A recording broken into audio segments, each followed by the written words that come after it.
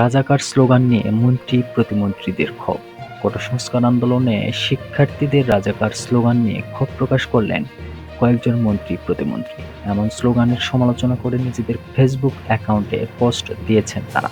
অন্তত ২ জন মন্ত্রী ও ৩ জন প্রতিমন্ত্রীর ফেসবুক অ্যাকাউন্টে রাজাকার স্লোগানের প্রতিক্রিয়া দেখা গেছে। রোববার বিকেলে প্রধানমন্ত্রী শেখ হাসিনার সংবাদ সম্মেলনে আসা বক্তব্যে কোটা সংস্কার আন্দোলনকারীদের প্রতি অবমাননা করা হয়েছে অভিযোগ তুলে রাতে বিভিন্ন বিশ্ববিদ্যালয়ে বিক্ষোভ শুরু হয়।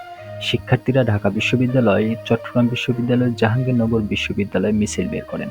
সেখানে তারা তুমি কে, আমি কে, রাজাকার রাজাকার, চাইতে গেলাম অধিকার, হয়ে গেলাম রাজাকার, কোটা না মেধা, মেধা মেধা ইত্যাদি স্লোগান দেন। শিক্ষার্থীদের এ স্লোগানের সমালোচনা করে ফেসবুকে সমাজ কল্যাণমন্ত্রী দীপুমণি লিখেছেন, যারা নিজেদের রাজাকার বলে পরিচয় দেয় তাদের মুক্তিযুদ্ধের শহীদের রক্তস্নাত লাল সবুজের পতাকা হাতে নিয়ে বা সেই পতাকা কপালে বেঁধে নিয়ে মিছিল করার কোনো অধিকার থাকতে পারে না। রাজাকার স্লোগান দেওয়া সবাই এ যুগের রাজাকার বলে মন্তব্য করেছেন শিক্ষামন্ত্রী মহিবুল হাসান চৌধুরী নওফেল। তিনি ফেসবুকে লিখেছেন, শান্তিপূর্ণভাবে কোটা ব্যবস্থার সংস্কার নিয়ে অনেকেই পক্ষে বিপক্ষে আলোচনা করেছে, আন্দোলন করেছে। এটি অবশ্যই নাগরিক অধিকার।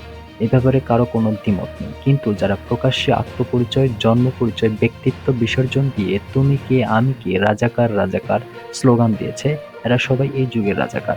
এরা রাষ্ট্র মানে না, আদালত মানে না, ইতিহাস মানে না এবং সর্বোপরি এই দেশকেই মানে না। ডাক, টেলিযোগাযোগ ও তথ্য প্রযুক্তি প্রতিমন্ত্রী জুনায়েদ আহমেদ পলক লিখেছেন যে ঢাকা বিশ্ববিদ্যালয়ে ২৫শে মার্চ ছাত্র শিক্ষকদের গণহত্যা করেছে রাজাকারেরা। সেই রাজাকারের পক্ষে রাজাকারের সন্তান বলে স্লোগান দিতে লজ্জা করে না?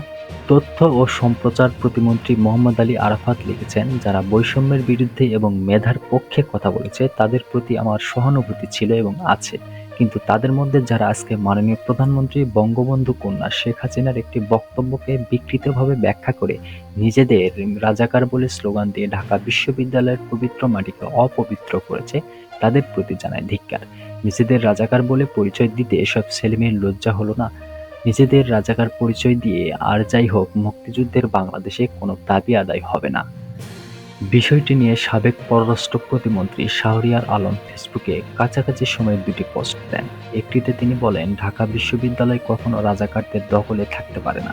মুক্তিযোদ্ধাদের রক্তে ত্যাগের বিনিময়ে এই বাংলাদেশ। দাবি আদায়ে রাজাকার স্লোগানে তাদের অপমান যারা করছেন, তারা নিজেদের অস্তিত্বকে অস্বীকার করছেন।